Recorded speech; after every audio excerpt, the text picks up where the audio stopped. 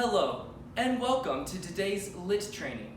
I am Dr. Professor Philip Jones, and we are going to discuss today Christophanies in the Old Testament, the Order of Melchizedek, and the effects of transcendentalism in the Western Hemisphere brought on by Eastern culture. So join us today as we discuss these very riveting and exciting topics. I got you guys, dude. I dressed up like this just so I could do that. There is no way. Wait, one second. I can't do this video dressed up like this. I spent like an hour getting ready. Okay, that is so much better. Let's get these books out of here. Hey, what's going on, everybody?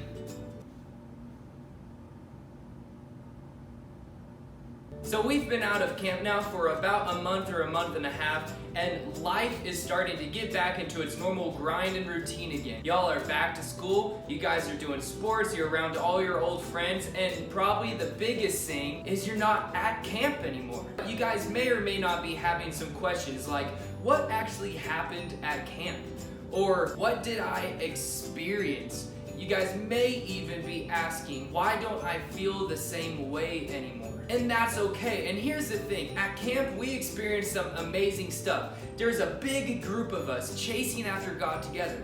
And better yet, God revealed himself to us as a group. A lot of us got saved, a lot of us were touched and baptized, and it was an amazing time. But we're not at camp anymore. We're back into the real world, and the weight of the world starts to kind of pile up on you. And I just want to tell you right now, if you're having doubts, if you're having questions, if you've kind of slacked off a little bit, or if you started to come up with reasons or excuses not to be chasing after God anymore, I just want to tell you that is okay and that is natural. But let's look at this together.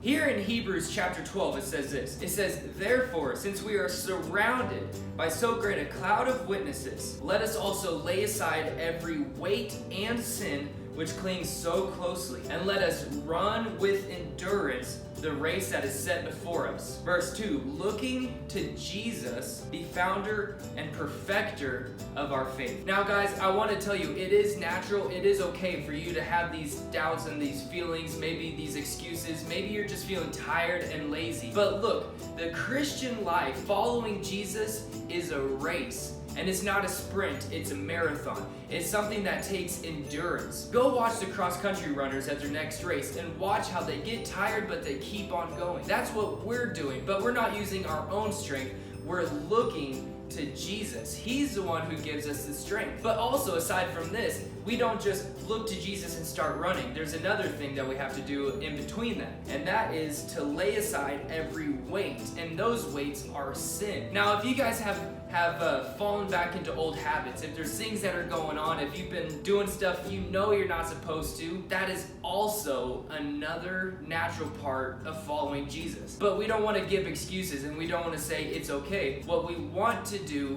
is turn from our sin, look back at Jesus, repent of these things that we've been doing, and follow after him again. And guess what? You may have to do this today, you may have to do this tomorrow, you may have to do this the next day, and the next day, you may have to do this every day, but it's okay, because as long as we refocus, as long as we look to Jesus and keep chasing after him, he's going to do to us in Kotzebue like he did at camp, and that is reveal himself to us and continue to help us grow in love and in knowledge of who he is. I want to challenge you guys. If that's you, if what I have said is hitting your heart right now, if you feel like, yeah, I have been making excuses, I have gotten lazy, I am in a sinful area right now, I want you guys to take a moment and allow yourselves to repent of this sin, to turn back to Jesus and to ask him to give you the strength to follow after him. And as everybody does this individually,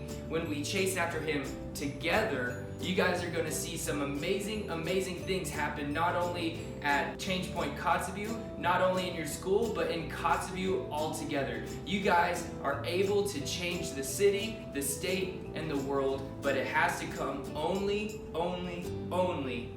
through Jesus. You guys rock. I miss you a ton. and I'm gonna get real close to the camera. See ya.